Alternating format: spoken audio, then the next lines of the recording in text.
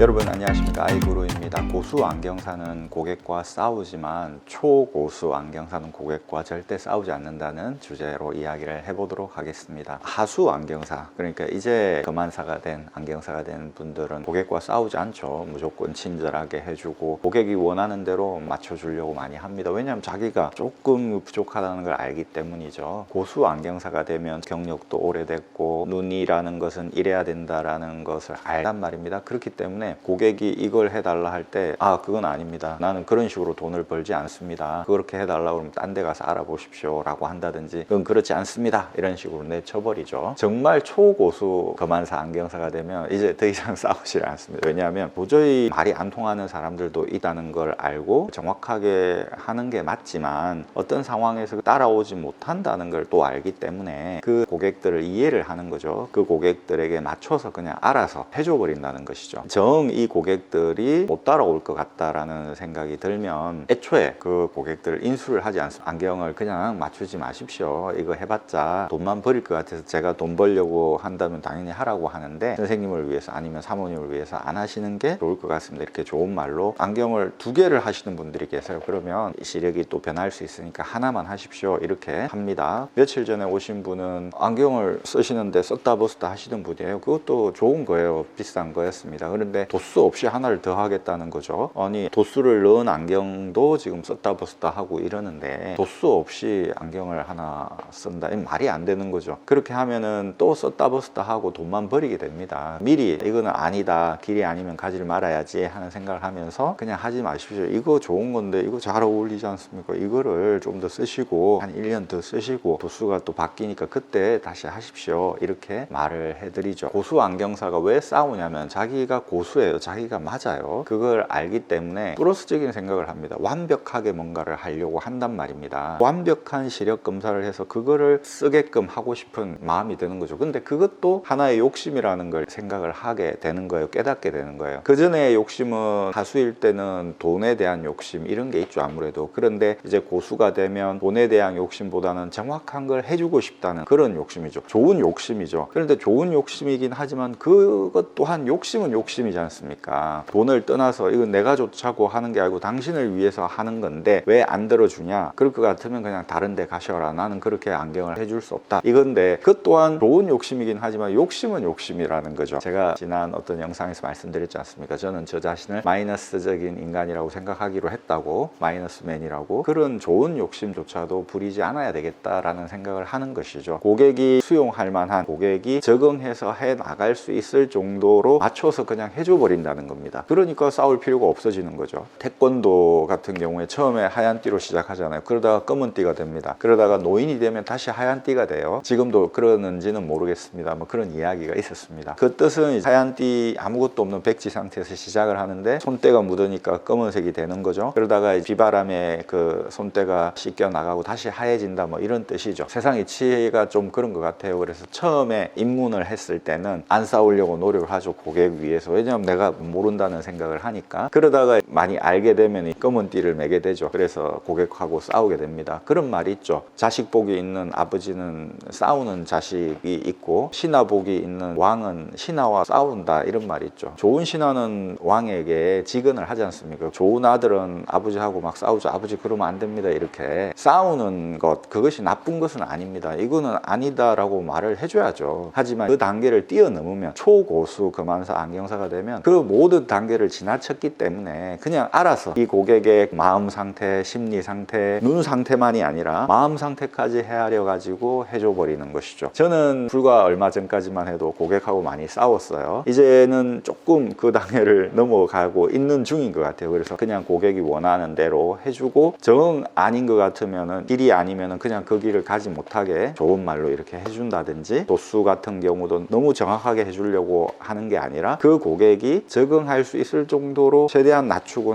해서 해주는 것, 그러면서 계속 써 나갈 수 있게 만들어 주는 게 좋겠다라는 생각을 하는 것이죠. 고객과 싸워가지고 기어코 쓰게 해줄 수 있느냐? 그럴 수가 없지 않습니까? 고객은 뭘 모르기 때문에, 전문가가 아니기 때문에 당연히 어지럽고 이러면은 안 써버린단 말입니다. 완전히 안 써버리게 하는 것보다는 그래도 좀 부족하게 뭔가 하더라도 써나가게 하는 게 좋은 거잖아요. 안 쓰는 것보다는 나은 거니까 그런 차원으로 접근을 하는 것이죠. 것이죠. 저는 초고수 안경사, 금안사가 돼야 되겠다라는 생각을 하거든요. 고객이 오면 그냥 제가 알아서 이 고객의 마음 상태까지 완전히 볼 수는 없지만 그래도 어느 정도 보면 알죠. 관상이라든지 옷차림새라든지 이런 걸 보면 이 고객이 지금 원하는 게 어느 정도겠다, 금액대가 어느 정도겠다, 도수가 어느 정도겠다, 날마다 쓰는지 물어보고 이러면 아마추어 안경인지 프로 안경인지 나오니까 또 그거에 맞춰서 도수를 어느 정도 조정해 가지고 그냥 딱딱딱 해주려고 노력을 합니다. 근데 초고수 안경사, 금안사의 길은 그렇게 쉽지 않은 것 같습니다. 죽을 때까지 해도 도달하지 못할 어떤 그런 경지는 있는 것 같다는 생각이 들거든요. 안경사, 금안사로서의 실력만이 중요한 게 아니라 인간을 대한 태도라든지 저의 삶에 대한 철학이라든지 이런 모든 게 총동원돼야 되겠죠. 그러니까 제가 금안사나 안경사가 되기 이전에 인간이 먼저 돼야 되겠죠. 노력을 많이 하려고 하고 있습니다. 뭐든지 고수가 있고 그걸 뛰어넘는 초고수가 있는 것 같은데 이 초고수는 하수하고 통하는 것 같아요. 뭔가 느낌이. 여러분 감사합니다. 아이구루였습니다. 또 찾아뵙겠습니다.